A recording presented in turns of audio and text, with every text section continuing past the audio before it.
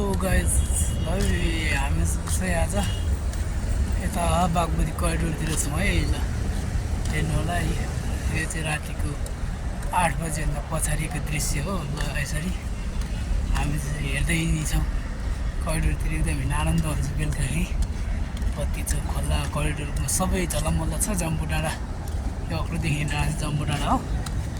यस्तो साइडमा घुमा यस्तो हुँदाखेरि यो हाइटमा बत्ती टल्केकोमा चाहिँ कृष्ण मन्दिर हो। यस्तो छ आजको काठमाडौँमा। राति पानी पर्ला जस्तो छ, तर पनि जस खोला एरियामा हिँड्नलाई रमाइलो छ।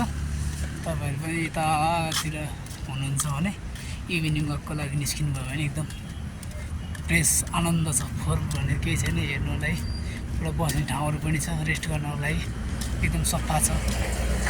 दुबो मसिनो काटेर एकदम क्लियरली छ। ल तपाईँहरूसम्म यो भिडियो आयो भने लाइक कमेन्ट र सेयर गर्नु चाहिँ नबिर्सिनु होला है। हस्ता नमस्ते। म चाहिँ अहिले अग्लोतिर लाग्दैछु।